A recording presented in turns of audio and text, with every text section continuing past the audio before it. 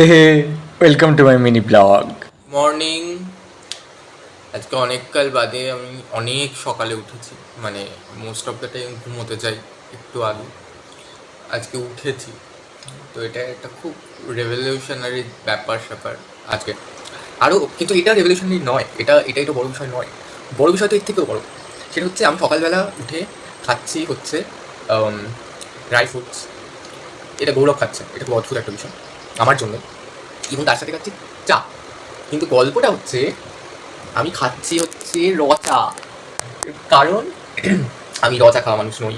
আমার সাথে যারা থাকে তারা খুব ভালো করে জানে যে আমি চায়ের প্রতি কতটা অবসেসড, এবং সেটা একেবারেই র চা নয়, সেটা সুস্থ সবল দুধ চা। আমি এখনও পর্যন্ত দুধ চাকেই সুস্থ চা বলে মনে করি, র চাকে আমি চায়ের মধ্যে ফেলি না। বাট স্টিল লাস্টে চা যখন আছে তো ফেলতেই হবে। এবার বিষয়টা হচ্ছে, এবার সকালবেলা ব্লগ করার নিশ্চয়ই আমি অনেক কিছু বলে ফেলেছি। এবার আমি বলে যাচ্ছি কিন্তু আমি বুঝতে পারছি না এডিট করার সময় আমি কি করে এতগুলো এডিট করবো, তাই জন্য স্কিপ ইট। আজকে এবার আমাদের রিহার্সাল আছে, আমি রিহার্সালের জন্য একটু বাদে তৈরি হব। So see you. স্নান করা ডান। আমি অলরেডি 9 মিনিট লেটে রান করছি, তো এবার বেরিয়ে পড়তে হবে। মানে আজকেও র্যাপিডো নিতে হবে। র্যাপিডো খরচা করে করে আমার জীবন শেষ হয়ে গেল, এত পয়সা র্যাপিডোতে চলে যায়।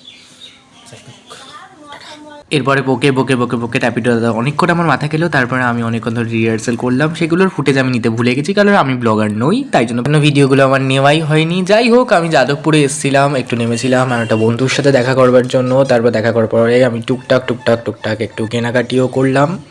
কেনাকাটি করার পরে মনে হলো বাড়ি এসে তো আমাকে খেতে হবে, স্ট্রিক্ট। তারপরে আমি এরকম করে একটা সুন্দর নতুন রেসিপি নিজের জন্য তৈরি করলাম। ডিমগুলো দেখছে আমার দিকে, দারুণ হয়েছিল খেতে। মানে আমি তো ভেবে ভেবে ভাবছি, ও আমি এরকম রান্না কি করে করি, প্রতিদিন এরকমভাবে ঠিক খাবো। খুবই বাজে খেতে হয়েছিল রান্নাটা।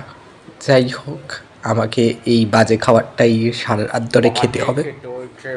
Tata, good night.